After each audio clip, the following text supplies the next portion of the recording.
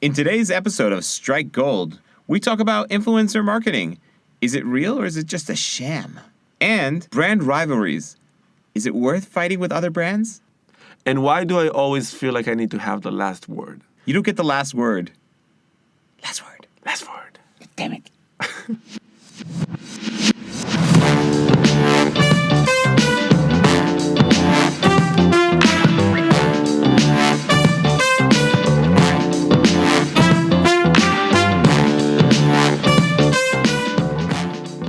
This is Jonathan Kahn and Roy Provarchik, and you're joining us at Strike Gold. This is episode number 5. It's a lucky number. It is your lucky number? I think it is. I think it's a lot of people's lucky number. It's just one of those cool numbers. It's like a high five. No, I think it's just too mainstream to be the lucky number? Yeah. And you want to be like a 2? No, 2 is also too cheesy. You have to go like to second 3 place? or 7.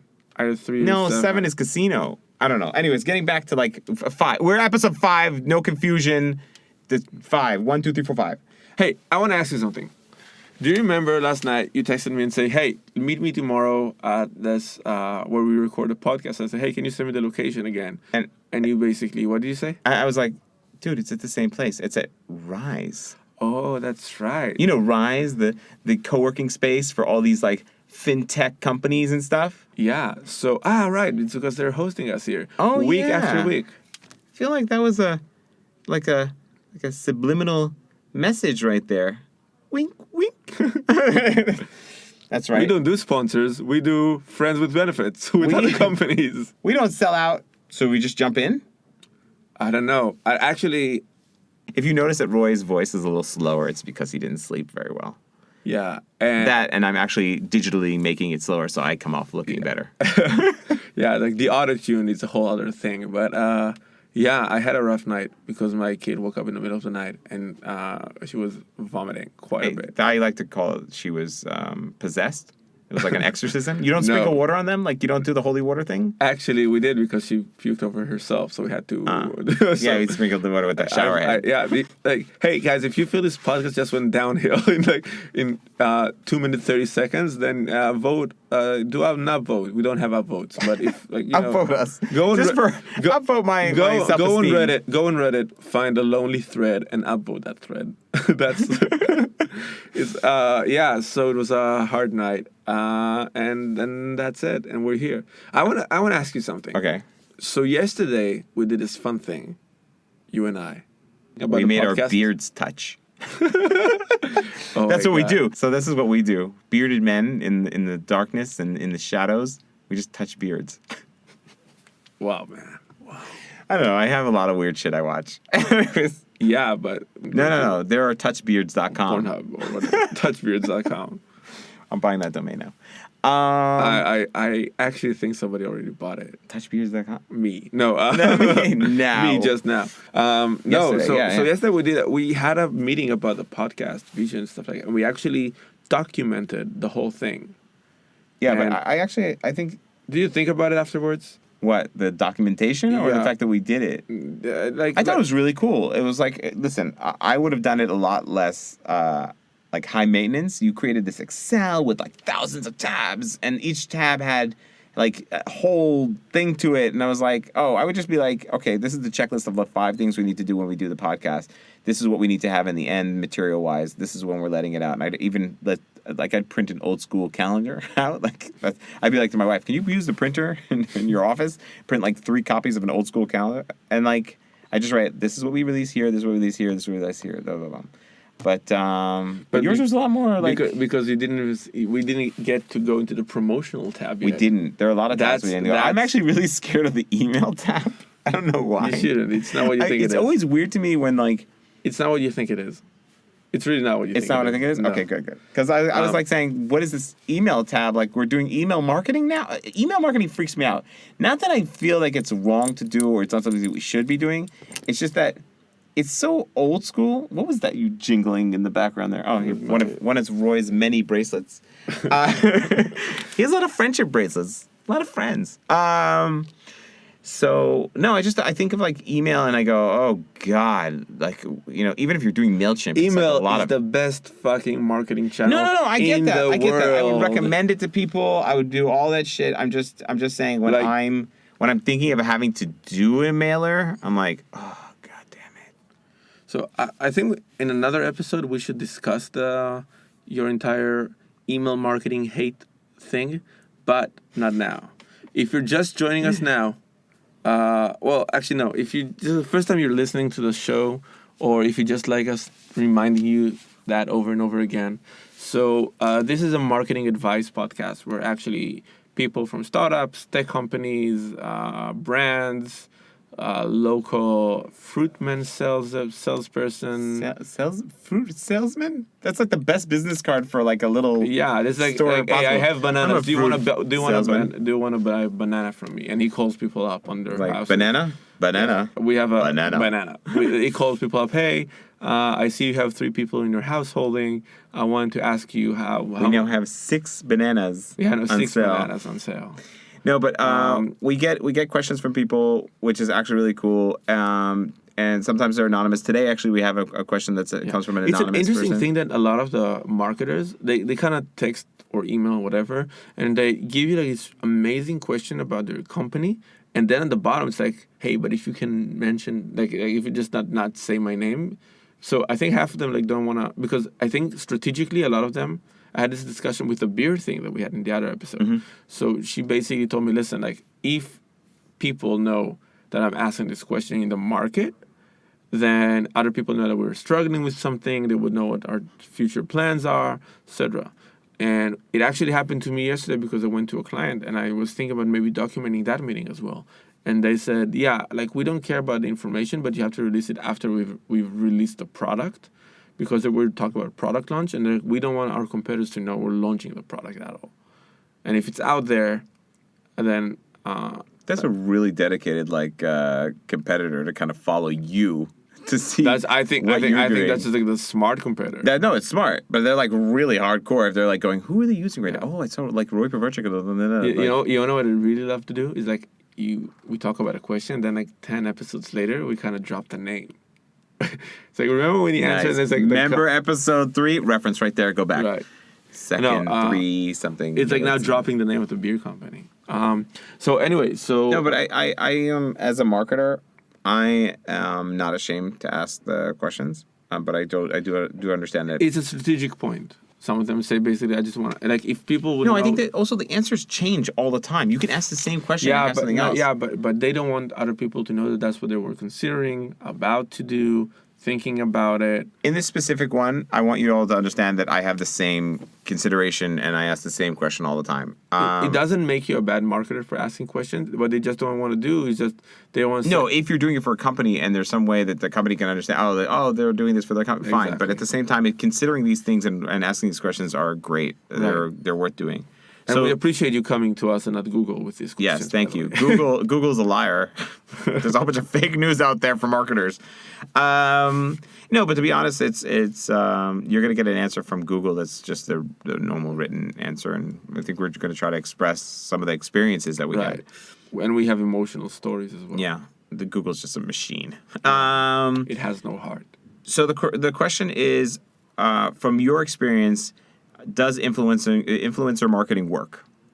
Right, okay. That was the general question, and there's and then I think that the best way to frame that is, first of all, do we have any stories of stuff like that? And I have a couple, and then the other thing would be, what would be the do's and don'ts? What kind of things would you aim a person who's going to get involved with influencer marketing to do? So, if I'm going to start off, basically, I was really into YouTube. I'm really into all these things all the time. I love influencers. And some of the major influencers from Maker Studios, like Shay Carl, Timothy Delgado, there's just a whole bunch of these influencers. So I was working at Wix at the time, and I went up and said, we should maybe try some influencer marketing. I saw that Squarespace, which is a competitor to Wix, was using Shay Carl, who has like a massive audience, by just turning around and saying he has this little code, gives 10% off, and he had like an account that he could give off to someone. And I was like, oh, this is great. We should go try this out. So I went and I asked if we can go try it out, and they said, yeah, but we don't want to copy the competitor exactly. We should try to go for micro influencers, which are like people that have somewhere between 6,000 to, no, I think it was like 10,000 people who view them. It was in different verticals. I did the test. It was horrible. We did unique landing pages for each one of the things. We really tried to get these micro influencers. Even what did you try to get them to do? We just wanted them to convert. So we turned around and said, like, first of all, we sponsored their episode, right? They got money, and the episode is sponsored by us. We had some of these people. So, like, let's say photography vertical. We had a person who does like reviews and talks about photography and whatever. Build their own website with the thing and talk about the platform and say if they liked it or not. And then we had a link below with like a discounted thing if you come through the landing page. And it didn't really click. Like, it didn't really move things forward. And then right before the end of the budget that I had for this project, I turned around and said, like, I didn't even tell anyone. I'm a fucking horrible employee. I just said, you know what, I'm going to take all this money that we have left over and I'm just going to blow it on one, like, decent YouTuber. So I got, like, Dev Traps, I think it's called it. He's, like, this really cool guy. He does all these, like, crazy videos that he wants to do. He's, like, all over, like, you see interviews with him all over the place. And I think he just did this video that went viral of like this big, I think they're called Zob, something like these big inflatable balloons that people go inside. Okay. And they just roll them down this insane mountain. Okay. So he did this video and whatever. And I was like, okay, dude, do you have anything you want to do? That you were like, I would like to do this, but I need a sponsored video. And then we like sent in all this stuff. I think we had the most conversion on that one, but it wasn't hugely. I love it if like you have this creative meeting with him and then you see the video and he's like, the video's the weirdest shit ever. No, it's like, ice skating with rocket flares on it. I just like imagine like the video comes on, so he goes into the mic saying Wix, and then like that's it. Yeah, that was it. Boom. $8,000. No, we built the best $25,000 you've ever spent. We built a landing page underneath it. We had like all these things in our contract that he had to reference the landing page. He did it behind the scenes that was even better than the one, and we had like banners sent out for the ice skating rink that have Wix on it. But again, it didn't really have the amount of impact that we wanted. In comparison to that, when you see like Paris Hilton helping, I can't remember the company. What's the company? There's this shop something. No, that's Kim Kardashian. Yeah, I'm sorry. Not Jonathan's company. Wow, Jonathan Carso. Where did I come with Paris Hilton? Was it like the 90s? No, yeah. So Kim has that whole thing that she does there. Well, Kim is pushing a ton of shit on her. Well, actually, I would do a whole episode on like, Kim. Yeah, 100%. Just all that booty. Oh, sorry, I just had to. No, that family is like a marketing marvel. But and they understand millennials better than any other person in the world. But before we go into Kim K. No, I just think that was like that's really K. Cool. Like those influencers campaigns you kind of see and you're like, that's kind of nice. I think you can actually easily recognize a few flaws in your Listen, like I was campaign. basing it off nothing here. No, first of all, I think influencer marketing works, but it has to be really, first of all, segmented in a really good way. Also, it has to look really, really natural. Like, for example, I think the best way for musicians to do sponsor... Oh, yeah, that was an issue. Because there's like a big issue with musicians and sellout. So none of them wanted to do this episode, like I enjoyed the product or I built the website. None of them wanted to do that. No, of course not. But when you're it's the other way around. So when a musician wants to promote their song with influencer marketing, the best thing you can do is that you can take, like, if you're going to the high price, you go to Casey Neistat, stuff like that, you just want Casey to put your music in the background of this episode and give you credit at the end. You would see the Spotify thing jumps up like crazy. But what I would do, like, for example, if I was doing music, I would actually find, if let's say I was doing like happy pop or fun rock music. Whatever. Oh, I meant it, by the way, as a vertical. Like I meant we were targeting musicians, we had like people who were teaching different types of. Yeah, but because for them it's unnatural. Like, okay, so when you do influencer marketing, you have to, what brands do wrong most of the time is that they kind of force the brand onto the way that person does videos or does whatever marketing that they do, versus saying, what do you do daily? How does your videos look like? Okay, people love that shit. How do I add myself as an extra layer? So if you're a musician, your influencer marketing would be, I would sponsor, if I'm doing like fun music, let's call it that way. So it's like not like depressing rock, whatever. I don't want to go. Wait, I don't want to go to a musician. I want to go with the company. Wait. Because we're musician gonna is like, we're gonna get like, to the company as well. I'm gonna build it up.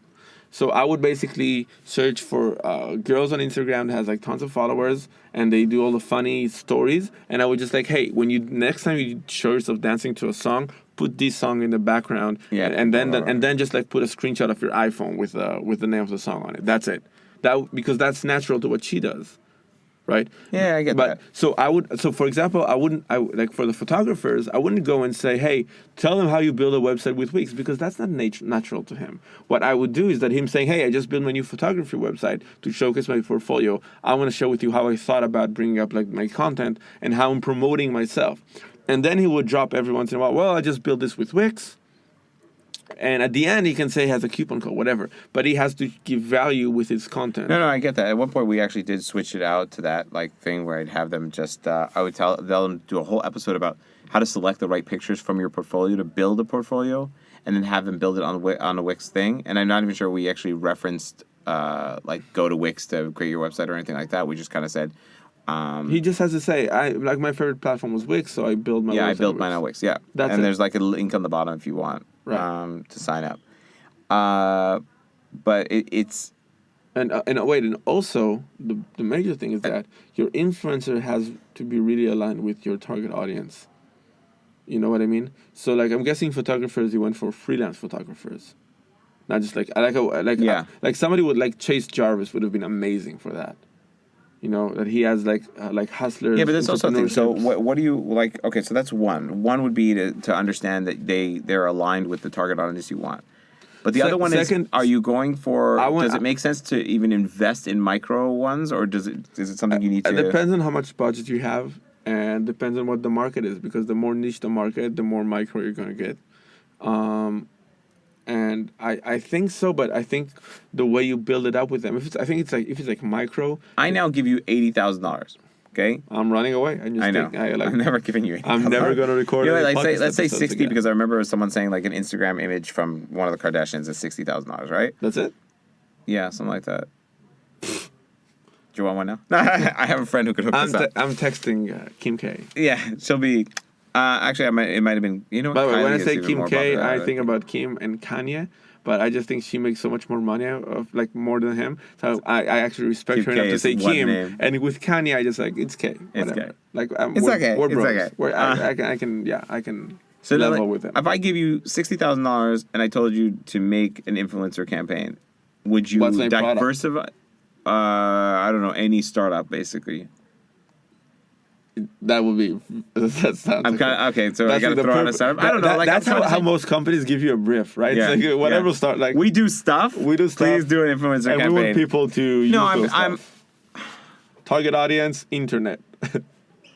People. Okay, I got one. There's this company that I like, a startup that's called like Shopix, or I don't think they changed their name at this point. It's also kind of like that thing where what you basically do is you tag things that you're looking at online. You're able to make shopping carts of all these different types of like products, and there you go. That's the one. You got $60,000, and I turn around and say, "Go make me an influencer campaign." Are you splitting it into one influencer, 3 influencers, 50 influencers? How are you like using this budget correctly? And is there like a consideration that people should have before they're making that decision? I think it would actually split to a tons of Instagram fashionista influencers. But you know what I would how many followers? I'll tell you. No, how micro. That's the mistake. I don't give a shit about how much followers they have. So you want them to know their engagement? Exactly. What is that company used to do that?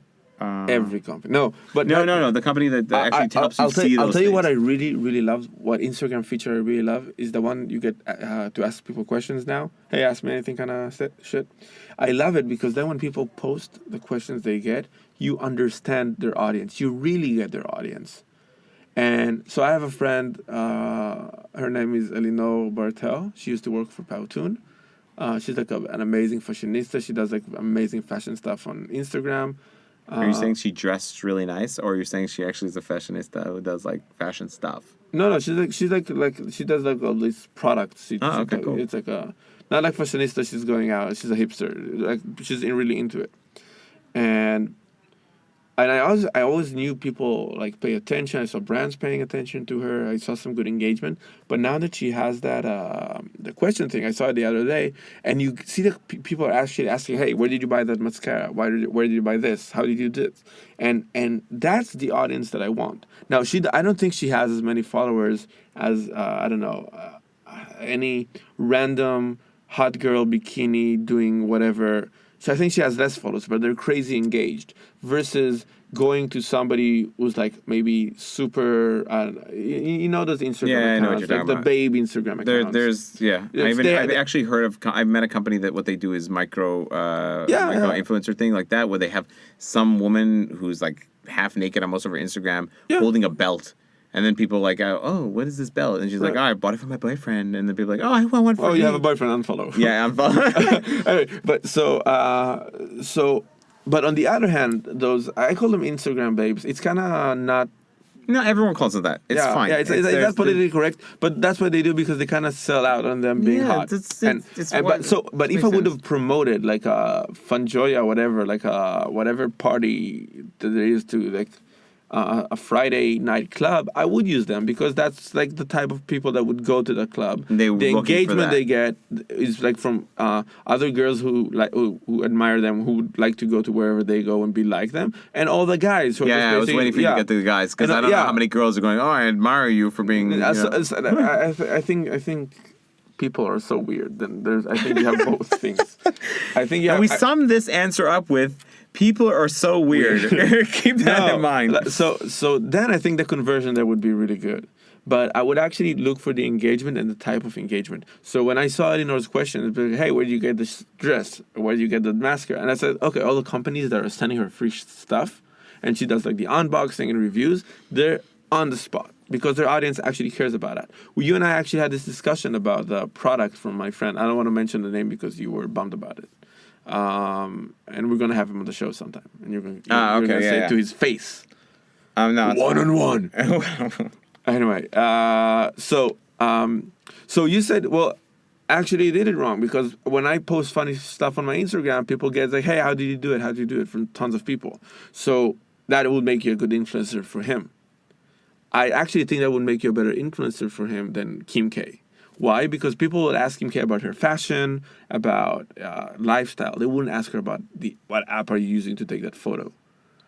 And you have to understand like what's the engagement that the influencer has versus we have so many followers. Who the fuck cares about how many followers we have, right? Like you can literally have. No, I recognize also when I was watching like Shay Carl. I don't know if you know Shay Carl. Shay Carl is like this. He was this family guy and blah, blah, blah, blah. It was like this really nice family and everyone just wanted to be adopted by him. And then he had like a scandal. So like now it's hard to even watch. But like generally he was this like awesome guy. And he like loved these candles, like these Yankee candles. Mm-hmm. And like you saw videos where he's like sniffing the candles or whatever. And then at one point they got a box of candles. Then he opened up the box and he was so excited about the candles. And he goes like, he just started showing all the different flavors of candles. That was way more effective than anything else. Because everything. This is what marketers never get about social media in general. It has to be native to the platform. It has to be native to how people behave. Not like the wow, Coca-Cola is amazing. That doesn't work anymore. Yeah. But having somebody, an influencer at their house in a video, and they're cooking whatever shit on the kitchen, and you see like there's tons of Coca-Cola in the background because like that person is obsessed with it, that would work better. If that person 2 episodes later would wear a Coca-Cola t-shirt, and you have to build it up. It needs to be built up. It's not one. Exactly. That's also another interesting thing. It's in the narrative. Right? That's an interesting thing also because it's not one thing. It's not a one-off thing. You gotta kind of create a sequence of different things that kind of lead you in. It's like subliminally helping you understand this connection to whatever brand it is. Right, which is like a whole different than what advertising used to be, where you say, "Hey, I just wanna an influencer to talk about like in the 90s, 2000 when you talk about billboards, you know what? More than digital. What people basically say, hey, you take this face, take this product and just push it and it's going to be okay. So Justin Bieber can promote whatever, I don't know. No, I get it. It was we didn't have the insight that we have nowadays into celebrities the insight world and also influencers world. No, also there's a huge difference between seeing a billboard with a face and a brand versus behavior.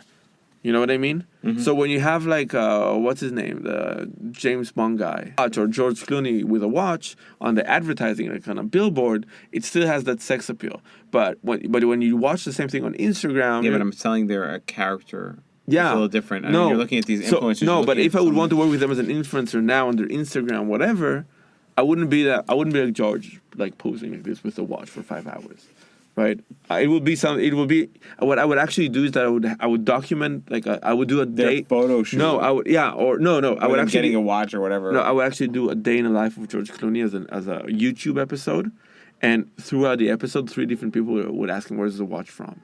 Like in a cool conversation, I like your watch. Where's it from? Yeah. And I would do it like a few times. That's what I would do. Just light touches. Like a normal interaction. All right, so I think the answer to that question is that it does work. You just need to know what you're doing.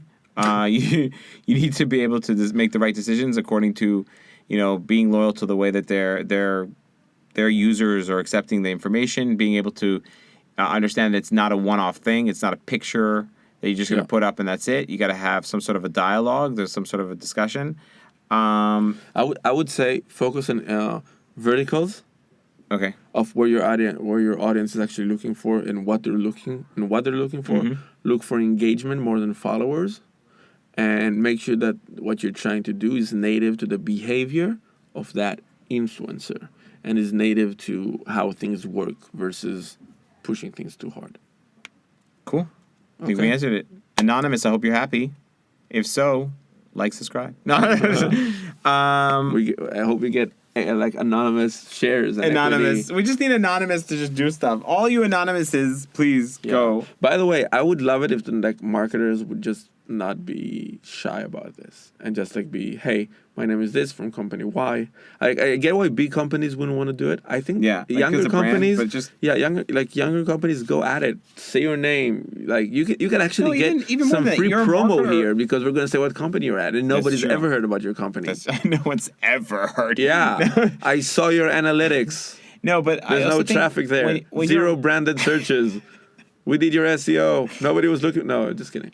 But I also think just as a marketer, if you're not asking these questions, you're not doing your job. So just feel free. It's not. We're like the Oprah of the marketing world. That's right. Look under your chair right now. You get an influencer. And you get an influencer. Okay, so now I'm gonna jump to a little bit of a different thing because, so I as you know, I consume all this content. I love watching videos and stuff like that, and I watched this video of it was 50 Cent. He was on 50. Did you hear that? 50. It was 50 Cent. He was on some sort of interview or whatever, and they were just talking about rivalries, all these rivalries of one rapper who fights with another one, the East Coast, West Coast kind of thing. And he was kind of going into the concept of how, it's all promotional. It's all there's no real beef. It's all about really just helping push each other forward and make more of a name for yourself. It just kind of, and also I think that's genius. So you see it really, really well. Kevin Hart has this new kind of show about fitness. And I was watching the first 2 episodes, and I was like, okay, this is kind of cute. Kevin Hart takes one of the comedians or someone with him, and they go do fitness, and it was nice. But when Kevin Hart added to this element, this show, a competition in the end, it all of a sudden became really engaging. You needed that. We all want to see a fight. That might be a flaw with us, but we all want to see a fight. So I was watching that, and then I was going into adverts and stuff that I usually look at, and all of a sudden I started seeing the Burger King adverts in rivalry against McDonald's and Wendy's amazing tweets. If you don't know about Wendy's amazing tweets, please go check them out. They are genius. They go all over the place. They know exactly what to do. And I kind of started wondering, is this something you would suggest to a brand to do? Would you tell them to embrace it? What would you tell someone who's either going through a rivalry or considering saying something to a competitor on social as a brand, obviously? Yeah, I think it has to do a lot with two major things: brand identity and brand power. I'll explain. Yeah, please explain. That was like you're making up words. Mic drop. You're just making up. And brand superhero power. So when I talk about brand identity, what I mean is, for a brand to go, like, rivalry has to do a lot with emotions. Like, if you don't love one brand versus the other, you don't care about none. You know what I mean? Like if I don't care about your brand, I don't care enough to protect your brand. And then but everyone enjoys a fight. Yeah, not so. Even if let's say you paid some PR to kind of throw out the piece that these guys are these companies are fighting. I think. I mean, I'm not talking about really small startups. I'm talking about you have a user base, you have people who are using your product. It's not about a user base. It's about emotion about your product. You're saying loyalty to your product. Loyalty to your product. So also, like, your brand has to have such strong characteristics that you can go one against each other. What about like Lemonade against something else? Like, I don't know, Geico.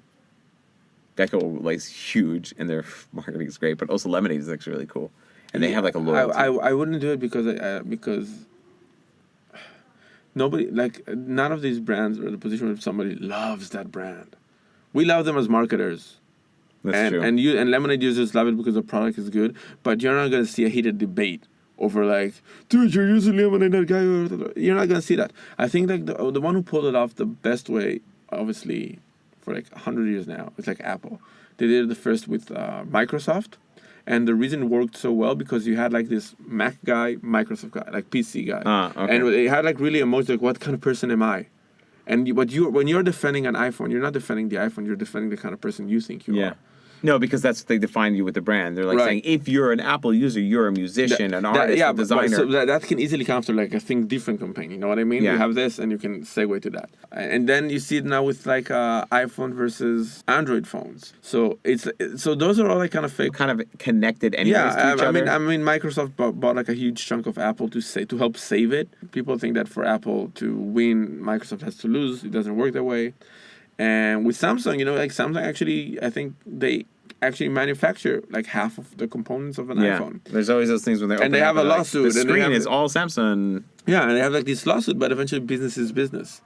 And I think you have like when you go to, you mentioned earlier in the previous conversation, like Wendy's versus McDonald's, versus Burger King. Burger King is amazing at this. Yeah, but if you Wendy's too. Yeah, but if you notice that, I think Wendy's is better because they have more identity than Burger King. Yeah, no, Wendy's is better because whoever's managing that, it's really great. But it's because the brand itself has much more.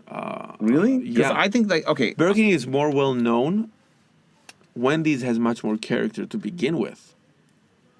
Okay, interesting. So I'll give you that. This is one of the. It's funny that we could do like a food list based on branding. So like Wendy's, Burger King, McDonald's, where theoretically in the market you would assume it's the other way around. It's like McDonald's, Burger King, Wendy's. Yeah, but so this is like one-on-one in branding, I think, because McDonald's has. This is where Burger King lost, by the way. McDonald's has a very figured out segment of mostly in the US more than in Israel. It's like family with kids and like a whole family kind of place. You have the places. Yeah. And what happened is that instead of recognizing that teenagers wouldn't want to hang out where kids are at, Burger King kept going after the same segment. So they became like this huge number 2, but in a very big distance of like in terms of revenue, etc. And the brand was never as big as McDonald's because they were going over like. Burger King never differentiated themselves in the market. Versus Wendy's, which Wendy's is for teenagers. It's not for kids. Like every time you like watch a fantasy, like a sitcom or like a funny movie, like Wendy's is where you get all the weird sexual experiences in the parking lot or something like that. That's how they reference it. And that's like a very strong brand identity, which means that when you're at a certain age, you feel something towards that brand because it's like very distinguished. Which Burger King is like, they had a better timing, I guess, but you don't care about Burger King. Yeah. What the ads I kind of do, but generally speaking, so now they're building Halloween ads and stuff like that. But now they're building it up. But the reason it doesn't explode to be such a huge thing is because nobody has emotion right now towards Burger King versus Okay, so that's McDonald's. interesting because I was going to ask you, I was going to say, okay, so when we bring up all these big brands, so that's to say, only if my brand is that massive do I ever... It's not massive. It's not about emotion. massive. It's emotion. And I think I read this interesting article about Apple. Do you know who Ken Segall is? So he was one of the people in charge or involved with the 1984. The Think Different Apple commercial, and he actually wrote this book about Apple called Insanely Simple, and he's been working with them from his ad agency for years. He was one of the most legacy advertisers working with them. It's possible I know. I'm really bad with advertising names. agency. No, I'm just kidding. Anyway, and he said that Apple right now is losing its identity, and he said it because all their commercials right now are very feature focused. Okay. You see the Apple like this, the watch, the app, the whatever. Okay. And versus old Apple, which would be about emotion. What does it make you when you use your phone? If you think about the original iPod commercials with the silhouettes, even that was like that showed who you are. It built like with the white earphones. Yeah. You had a whole thing. Now it's like feature versus feature. And what Ken Segall says, which is really really smart, says like in today's mature smartphone world, where it's like feature doesn't matter. Android has the same features as the iPhone by now, and the Apple has the same features as every Android phone. Maybe some different tweaks, better experience, lesser experience, doesn't matter. Yeah, I'm trying to think of the commercials because I like think about the home. Have you seen the HomePod commercial? Yeah, of course. From Spike Lee. Yeah. So it's not Spike Lee, it's Spike Jones. Sorry. So that's an amazing commercial because it has so much vibe and it has so much it's incredible. character into it. I actually showed it in a presentation and expressed to people like there's only 8 seconds where you actually see the product. Right. It's all about the emotion. In comparison to and that, wait, I'm thinking about the artist that they chose and the music it they was chose. really good. Everything was like it's like if you're that Brooklyn hipster. Did you see the behind the scenes? It's really nice. It's really cool. If you're that Brooklyn person, that hipster, you know who Spike Jones is. You love his work. You know that artist. You love their work. The whole commercial is it's not even a commercial. It's just a piece of art. Yeah, it's a piece of art. Versus the hey Siri, can we? And then no, I'm thinking about the would that be versus the ad that they did for portrait pictures, where that's a feature completely. What the hell was that? The Apple heard us. Holy crap! Yeah. Oh my God! It's because we said hey Siri when you said it's hey, on Siri. my phone. Yeah. Okay, so that was weird. I hope it doesn't cut the recording. God, that is so scary. Anyways, versus the Apple the commercial, what they do about portrait, where they show a whole set being set up for a photography portrait photo, and then she walks off into another area and takes a photo with her own phone, and you see that she does a portrait. So that's a bad theoretically a bad one. Yeah, you know what? I mean, I like the commercial itself, but I definitely recognize the difference between the amount of emotion. Right. This one had like 100% emotion, and the photo one was I'll tell you what, it would have been amazing. It's logic against emotion. That's what it is. Yeah. It's logic against emotion. I'll tell you, like an amazing commercial for the camera would have been setting time in like 2030 something, 40 something, and you'd see them with their kid looking at his baby photos, and then you see them looking back. It was all taken with the iPhone. Or you know what you do? I got it. What you would probably do is he's 18 now, watching his kid's photo. You go past. You go past because the older cameras that we used to have were better lenses, and they would do that thing where it's blurred background and focus. So you have all these beautiful pictures that the father took, and let's say he's a photographer, he's taking pictures of his family and taking pictures of things, and you have all this emotion building up from that, and then all of a sudden the son is in college or high school, and he's in the photography group, and he's showing off his pictures. Yeah. And you see, like, the dad is, like, really impressed, and then the son does a picture of his dad with the portrait. Exactly. Like, that would be it. So you feel that emotion in the beginning, you kind of feed that into the later one. You have the reference to retro, you have the retro. Like, exactly. And if you want to target, like, older audiences, what I would do is, like, you see this person in, like, 1980 something, 70, end of the 70s, and their dad is like with the phone, the older video, like 8-inch. Yeah, what is it? 8 millimeter. 8 yeah, millimeter video camera. Thing. Yeah, and then you see it evolving to the oh my God. I'm not that young. VHS? Yeah, I'm not that young that you have the beta tapes, the VHS. You see that person being documented by his dad, and then and you see it every time the camera changes. And then you see that person, which is now old enough, and he has his own first kid, and he does it with the iPhone, and you see the iPhone changes, but he documented. You know, this all reminds me of this. There was a Reebok commercial. It was fucking genius. I think it was Reebok. I think it is because CrossFit is Reebok right now. They have that whole connection. Yeah. So Reebok commercial, little girl goes into mom's closet. Very, we feel very comfortable with this whole thing where like a little girl's gonna put on the heels of her mom and she puts on like the shoes. Yeah, do you see this one? No. So she pulls out like the boxes, and she starts putting on these sneakers.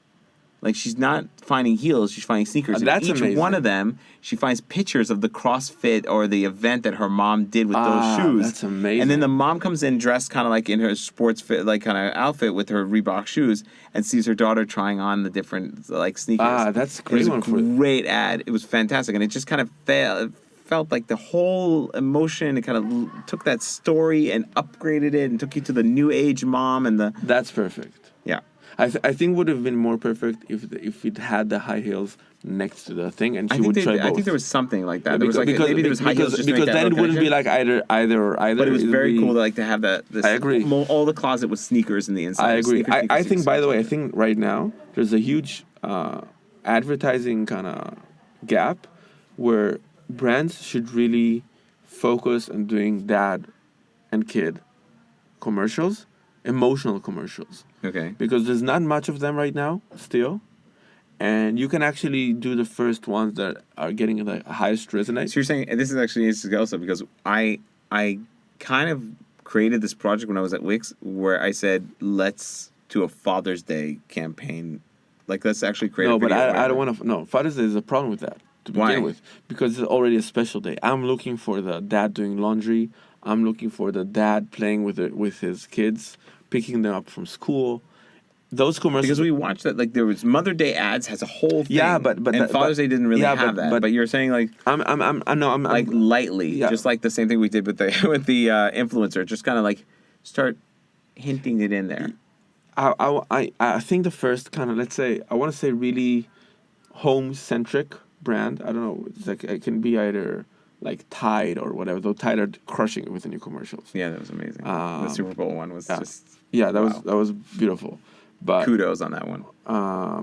So I would want to have like a Tide or some food brand, like something you cook at home, but not something like a microwave thing where like you can't like don't cook, put it in the microwave. Yeah. I'm talking about things that were originally up until now would be like very women focused. Do it with a man, make it natural. Don't make it this into a fuss like guys. I don't want. Make it look like another day, not a big deal. I don't want. Yeah, or like I don't want the twist at the end where he does something super manly because he has to. I just want a real thing, like as a dad, as an involved dad. I'm doing that now. I cook at home, not my wife. So pick your kid from school, and you know what? I would actually also want to do it. I would say not with a daughter, but with his son, because I think people are already kind of playing the daughter-father thing. Yeah. Because that's emotions like, it's a little princess. It's really easy to target. I want like the regular thing for a second. And I think, and you create those magical moments with your son, not your daughter, which is also amazing. But, and I think the first brands that would really capitalize on that. I think the difference is like a father-daughter relationship is aww. Yeah, you have. And a father-son relationship is like, it's more strict kind of thing. Right. I'm meant to educate you because I understand where you're coming from. So, like, I have to be more solid with you. But you also kind of have to create those father-son moments. So, yeah. And there's a lot of them. Yeah. There's a lot of them. I take my kids each day to kindergarten. So, my thing when I go with my son alone to kindergarten, to first grade, now he's going to second, when we're walking with him, we're, like, talking about life. We're, like, having these, like, moments where we're discussing how to look at things and perspective and all this interesting stuff. Yeah.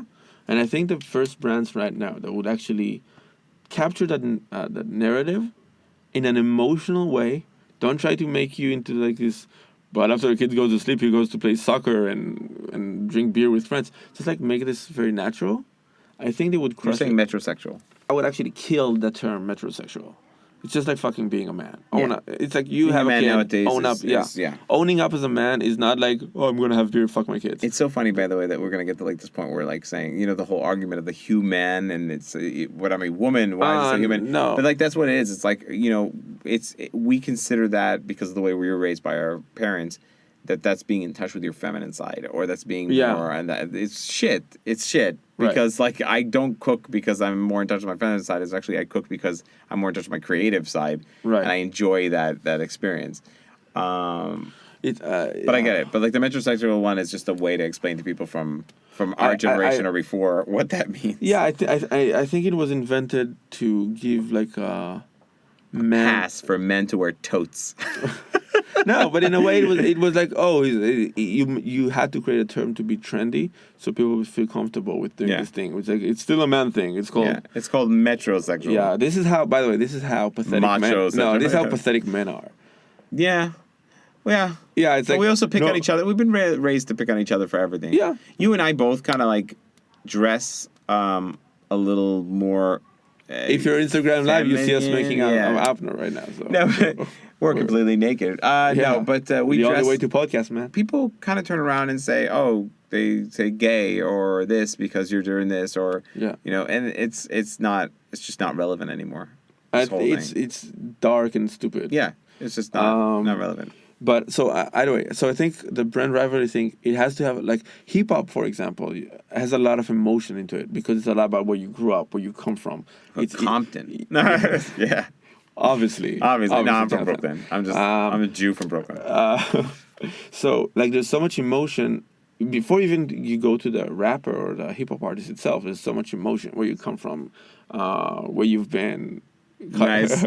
Cut I one Joe. Started at the street. Now. Yeah, started at the bottom. Now we're here. Down here, yeah. No, but there's so much legacy behind it that there's already emotion built in.